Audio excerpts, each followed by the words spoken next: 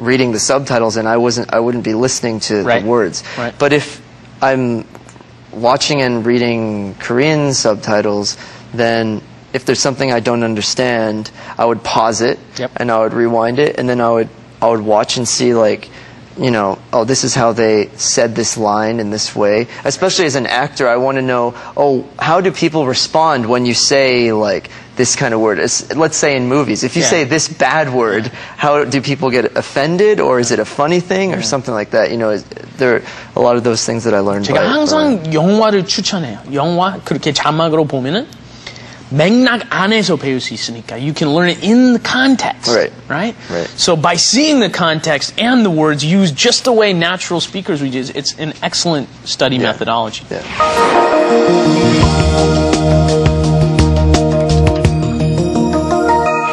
Okay, and now it's time to ask you about your biggest treasure. We're going to ask you about something that you have as a prized possession. I know you've got a couple ready for us today. What is that over there? Oh. This is, I brought the coat that I wore when I was playing Dr. Allen. Really? Yeah, this is actually the coat that... It's the actual coat? That I wore every day. And it has the symbol here, which was the Chejungwon insignia. Yeah. And yeah, it's just I had asked the staff to let me keep it at the end of shooting because it just meant a lot to me, and you know, I just wanted to have This is the role that brought you into everybody's scope, right? Yeah, this is the role that put you out there. Yeah, so I have this hanging up in my closet, and then also I'm sure everyone who watched the show will know these. This was the actual glasses that that Dr. Allen wore. So they let me keep these as well. Now wait a second. Not the real Dr. Allen. I was going to say, not the real because the Dr. Allen is a real person, right? Yeah, he is. Yeah, but these are the ones that they just had me wear for the show. So. This was a real hospital that existed way back when. Right. The first Western-run hospital in Korea, was it? Yeah, basically the story of Chejungwon was the first Western doctor to come and to establish the first Western medicine hospital in Korea. And that was Dr. Allen. That was Dr. Allen. Wow. And that hospital is now the Yonsei Severance Hospital. Oh, really? In Seoul. So, okay. So if you go to the Severance Hospital, you'll see a statue of Dr. Allen and everything. And I actually had gone there. The last time I went to the hospital, I met Dr. Allen's great-granddaughter. You're kidding. Yeah, she had flown to Who Korea. arranged this now? This must have been arranged separately? This was arranged by the hospital. Really? They have a museum that has a lot of the old, you know, writings and everything, artifacts from Chejungwon. And I don't know who contacted who first, but the great-granddaughter had come with another family member, and they visited the set.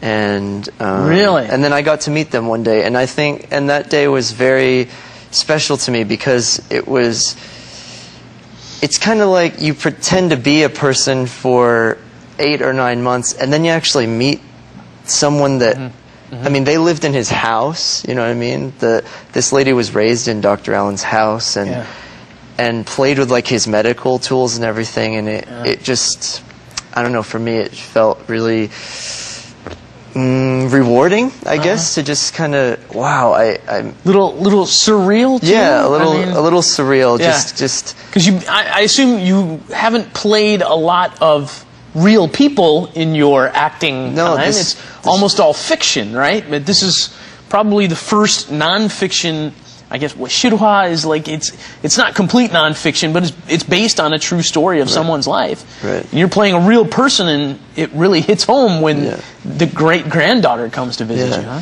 And it was just her, the stories she had, and how, like, actually, a lot of their family are doctors, and this lady was actually a nurse, I think. So it was just cool, I guess, to put it simply. Just be like, I wanted to know so much about her great-grandfather because, it was my job to do him justice. You know, it's a big responsibility. So it was great. That day was really nice. And what did you sense from her? I'm curious how she felt about meeting the guy. She must have been like a little starstruck, or did she just feel like it was an honor that somebody was playing the role of her father in this or great-grandfather in this television series? She was definitely honored that this show was being made. Yeah. She had not seen an episode when she met me, because she doesn't speak Korean, so she's like, I have to find subtitled episodes online and everything. Yeah. But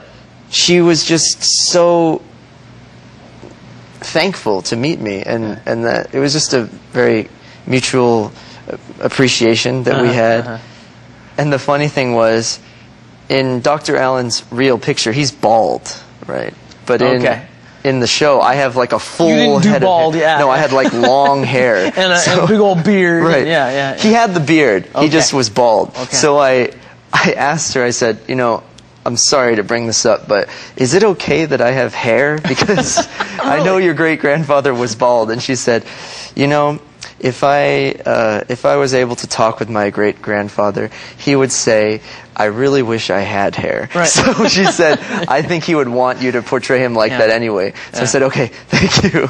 And then, you know, it must have also been very difficult, because you're a young guy. I mean, born, I guess we don't want to go into it too much, but you're in your early 20s? Yeah, I'm Mid-20s? Korean age 27. Okay. Yeah, I was born in 1984.